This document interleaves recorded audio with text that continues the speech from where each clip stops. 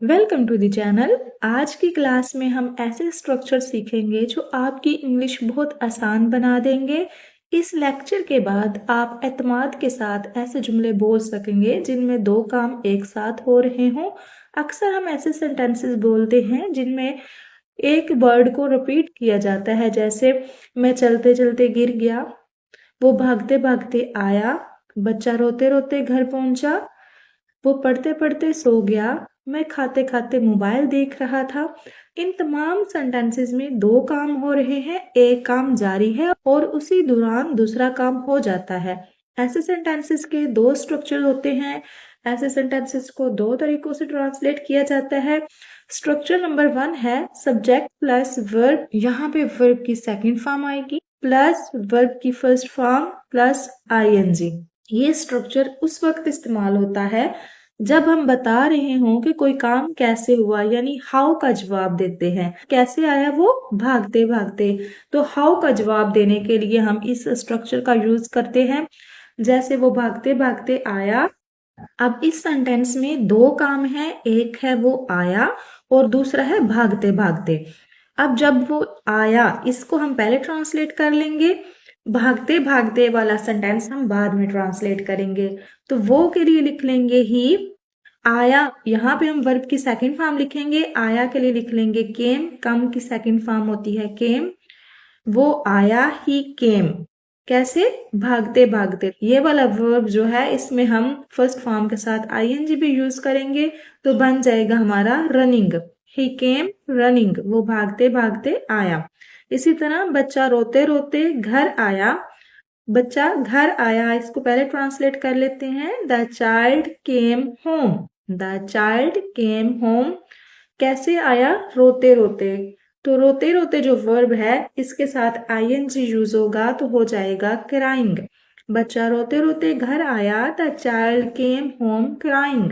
इसी तरह अगर हमें बोलना हो उसने हंसते हंसते हाँ कहा। अब उसने हाँ कहा, पहले ये लिख लेते हैं।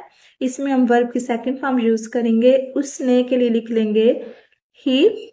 He said yes. से की सेकंड फॉर्म होती है सेड, क्योंकि इस सेंटेंस में हमें वर्ब की सेकंड फॉर्म यूज करनी है।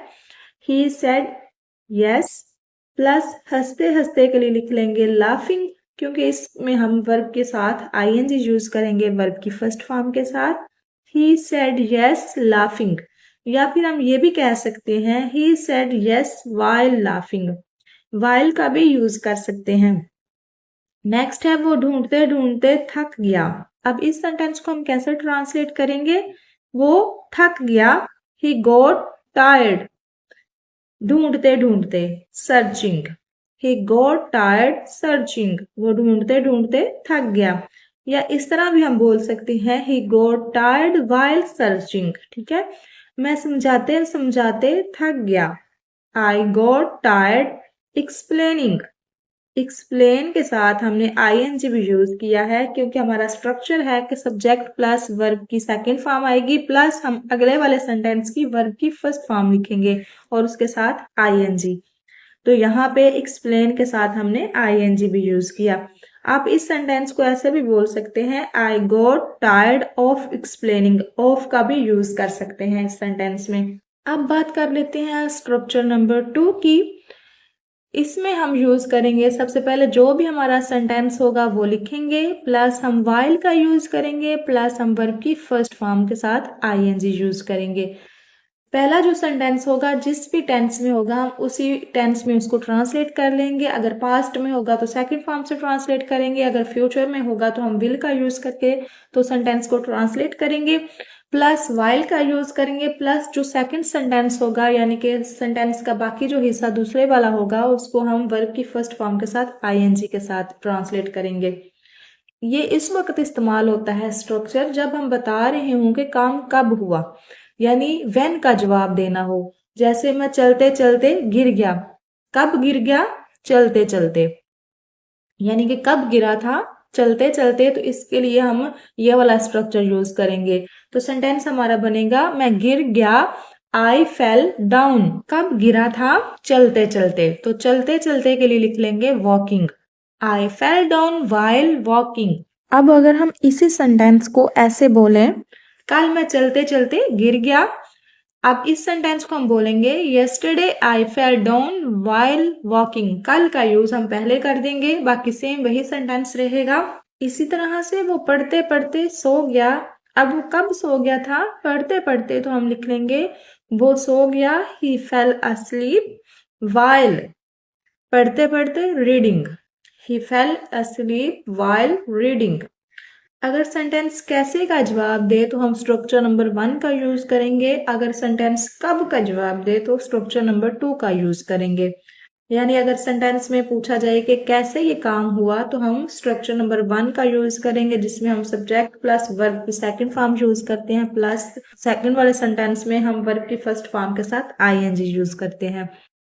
और अगर हम कब का जवाब देंगे तो स्ट्रक्चर नंबर 2 का यूज करेंगे। इसमें हम सबसे पहले सेंटेंस अपना लिख लेंगे, प्लस वाइल का यूज करेंगे, प्लस वर्ब की फर्स्ट फॉर्म के साथ आईएनजी। अगर हमारा सेंटेंस हो मैं खाते खाते मोबाइल देख रहा था, मैं मोबाइल देख रहा था, I was using my phone, या ये भी कह सकते हैं I was watching my phone while eating. मैं खाते खाते मोबाइल देख रहा था, I was using my phone while eating. अगर हमें बोलना हो वो पढ़ते पढ़ते सो गया, वो सो गया, ही फेल asleep वाइल पढ़ते पढ़ते रीडिंग, ही फेल asleep वाइल रीडिंग। अब बात कर लेते हैं टाइप 2 के सेंटेंसेस की। अगर हमें बोलना हो देखते हैं क्या होता है, देखते हैं वो क्या करता है, देखते हैं कौन जीतता है, देखते हैं कौन तुम्हें पैसे देगा, तो देखते हैं इसके लिए हम यूज करेंगे लेट्स सी। ऐसे सेंटेंसेस का स्ट्रक्चर होता है, पहले सबसे पहले हम यूज करेंगे लेट्स सी का, प्लस सेंटेंस हमारा जिस भी टेंस में होगा उसी में हम उसको ट्रांसलेट कर लेंगे।